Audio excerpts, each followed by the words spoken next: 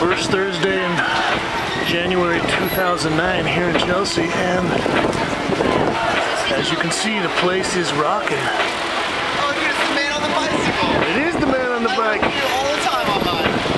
Stay tuned. Moi ce que j'aime c'est faire l'amour, spécialement à toi. Uh-oh. Got the cops stopping people from drinking on the street. Put the beer away.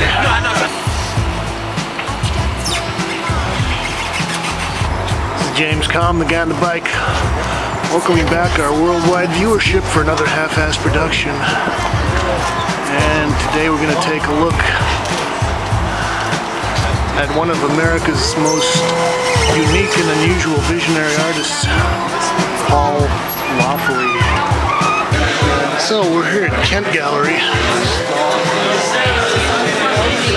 We're going to visit the opening here of Paul Laffoley. This is the artist right here. Now, you viewers of the Kalms Report know that I've covered all kinds of artists, from Jeff Koons and Elena Dumas down to some of the people on the very margins out there in the very edges of Williamsburg. But I just have to say that Paul Laffoley is unique among the artists that I've seen. He's a true eccentric and a real visionary, which I think is a very rare quality these days. Hey, this reminds me of your brush work. I was thinking it kind of makes me think of Jess. Are you familiar with Jess? This piece is the world self. It's kind of unique. It's got a cutout section in here with the reversed mirrors, yin and yang sign. Hyparxis is the collective energy of the universe. Okay. An amazing amount of information packed into these. This is from 1967.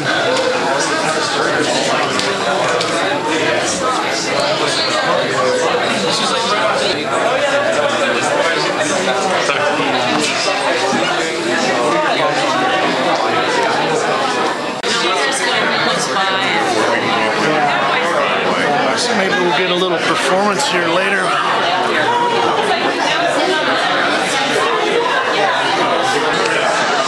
This piece is the Zodiac Wheel, 1967.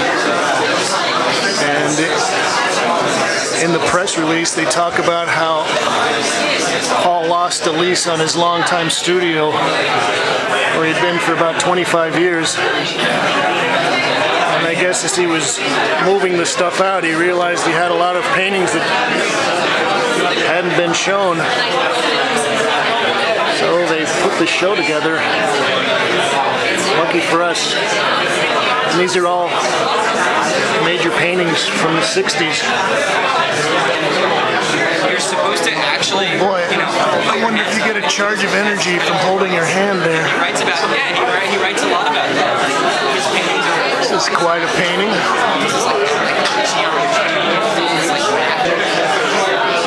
This is the Kali Yoga, the end of the universe at 424826 AD. Oil and acrylic and vinyl lettering and X-ray on canvas, 73.5 by 73 3/8. Well, any of you that are interested, you might want to go and check out some of the engravings or etchings of Robert Flood. I believe in certain ways Paul's work relates to that, the kind of an ambition to graphically represent the larger forces of the cosmos. Quite a good realist when he wants to get down there. He can really noodle it. This is Homage to Opensky, 1965. Vopensky was a follower of Gurdjieff. I believe started his own branch of theosophy. It's interesting. We've got a little UFO here. Cue the X-Files thing.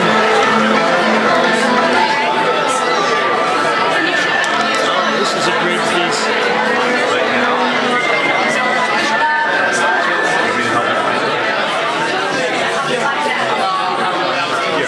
This is the Urban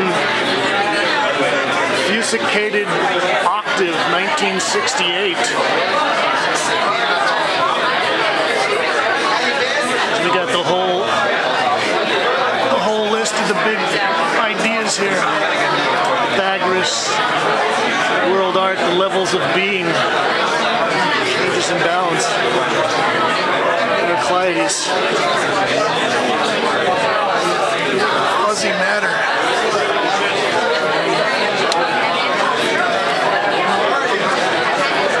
You could say that Paul is trying to bring all the great ideas and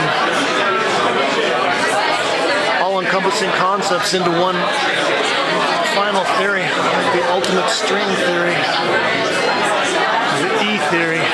It's like big here in the back gallery. They've got some of his prints and multiples, some of his smaller work.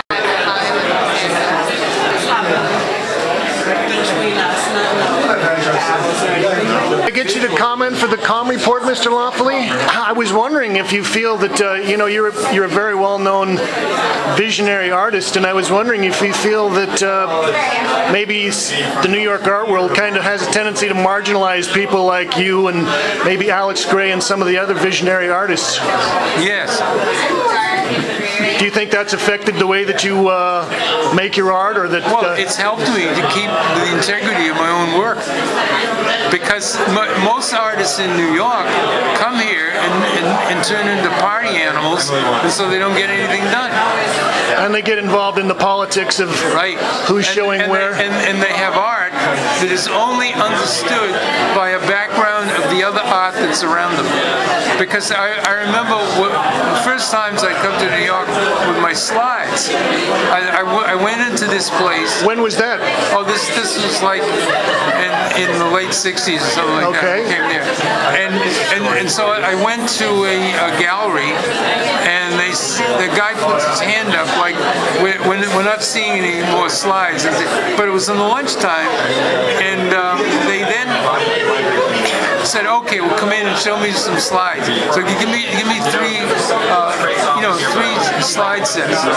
So they're looking at it. It was one tall guy, one short guy, handing him down to the short guy. Guy turns around and he says, these are very original, but you know why that is, of course. And I said, what are you talking about? He says, well, you don't look at enough of other people's work. I said, give me my fucking slides. I'm going to throw you out the window that you're standing in front of. Well, that's a good lesson about the New York art world right there. Right. Anyway, the show looks great, and you got yourself a new studio now, so that's all taken care of. Yeah. I hope people get a chance to see more of it, and you have a website too? You want to mention that? All kinds of stuff, things I don't even know about. I was just shown today. Is it paullaffoley.com? Is that what it is? No, you can just Google my name. Google your name. And then you get a lot of stuff. Okay. Yeah. Thank you very much, Mr. Loffoley. Okay. The show is great. Thank you. Oh, maybe they're going to start the performance. Oh, we're going to get some trippy music here.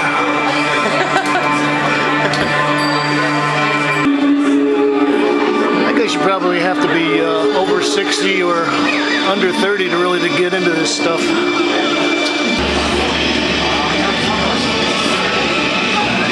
Let's get the good vibes going here. This is James Kalm reporting on Paul Laffoley, the 60s,